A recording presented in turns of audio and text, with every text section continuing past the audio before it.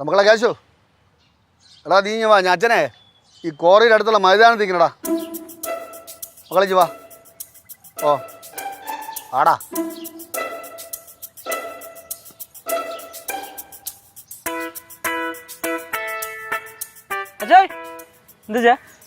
എന്താടാ എന്തെന്ന് അറിഞ്ഞാലേ വരുവുള്ളൂ എടാ നീ അല്ലാതെ വരൂലേ എടാ എൻ്റെ മൊബൈലിൽ ചാർജ് തീർന്നടേ നീ ഒന്ന് ടോപ്പപ്പ് ചെയ്യ്. ഓ ചെയ്യാലോ. അല്ല അത്രേ ഉള്ളല്ലേ? എനിക്ക് ഒരുപാട് വിളിക്കാനുള്ളതല്ലേ. അപ്പൊ പിന്നെ നോക്കാം. ആ നോക്കണം. അച്ഛൻ ഇത്രയും പറയാനാണ് എന്നെ ഇവിടെ വിളിച്ചിരുത്തിയേ. പിന്നെ എത്ര പറയണം?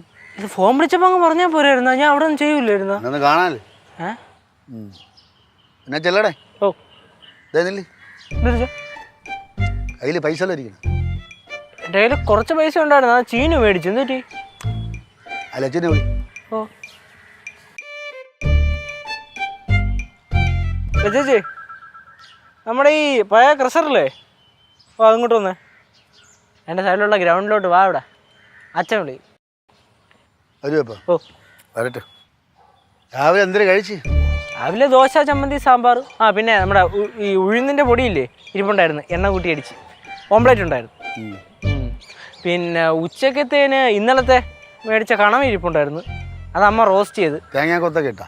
തേങ്ങക്കൊത്തുണ്ടായിരുന്നു. തേങ്ങക്കൊത്തിട്ട് തേങ്ങക്കൊത്ത് സെപ്പറേറ്റ് വറുത്തം കണ്ടിട്ടെന്ന് പറഞ്ഞു. ഭയങ്കര ടേസ്റ്റ് ഉണ്ടായിരുന്നു. പിന്നെ പുളിശ്ശേരി ഉണ്ടായിരുന്നു. പുളിശ്ശേരി ഉണ്ടായിരുന്നു? ഓ പൈനാപ്പിളാ? അല്ല മാങ്ങ, നല്ല പഴുത്ത മാങ്ങ പുളിശ്ശേരി. പടലത്ത് കൊണ്ടുവന്ന്. അച്ഛനെന്തോ പറയണ്ടോ? പറയണെങ്കിൽ ഫോൺ വിളിച്ച് പറഞ്ഞാൽ പോരായിരുന്നു അച്ഛാ. വെറുതെ മനുഷ്യർ അവിടെ നിന്ന് ഇവിടെ വരെ നടത്തി വെച്ച് വെറുതെ ഇവിടെ നിന്ന് മനുഷ്യൻ നാണം കെടുത്തത്. ഇങ്ങനെ ജീവിക്കുന്നവരുടെ മക്കൾ കുറച്ച് നാണമൊക്കെ കെടും. മക്കളെ പൈസ കഴിക്കണം. പൈസയാ? എത്ര? 1000-2000 ഇടും.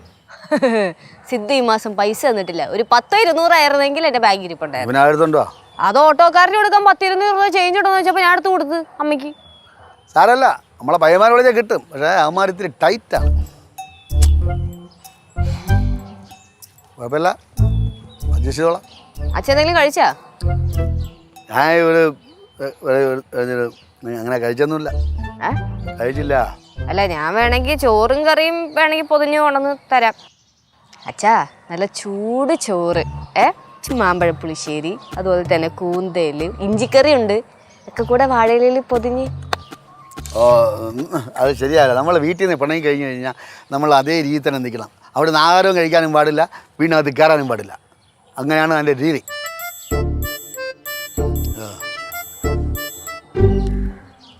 ഇവിടെ വന്ന് നിൽക്കണം. അവിടെ നിന്ന് ഇറങ്ങിയപ്പോഴേ തോന്നി ചേട്ടനെ കാണാൻ വന്നായിരിക്കും. കുറച്ച് ടൈറ്റായി. പിന്നെ വർക്ക്ഷൈറ്റിൽ നിന്ന് പൈസയും കിട്ടിയില്ല. ഭക്ഷണം കഴിക്കാതെ നിൽക്കുന്നത് ശരിയായ കാര്യമല്ല. പിന്നെ വേറെ എല്ലാവർക്കും ഇടയില്ലേ ഞാൻ ഒരു വേറെ രീതിയിലുള്ള ആളാണല്ലോ. വേറെ രീതിയാ? മെയിൻ കിടിലം. അതുകൊണ്ട് വിശക്കടൊന്നും പറയാനും പറ്റില്ല. കുഴപ്പമില്ല, ഞാൻ മെയിൻറ്റെയിൻ ചെയ്യാം. വീട്ടിൽ നിന്ന് എന്തായാലും ഭക്ഷണം കിട്ടൂല.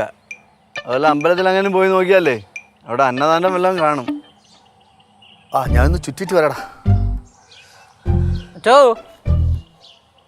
ക്ലാസ് വെച്ച് എന്തിനെന്ന് മനസ്സിലായി.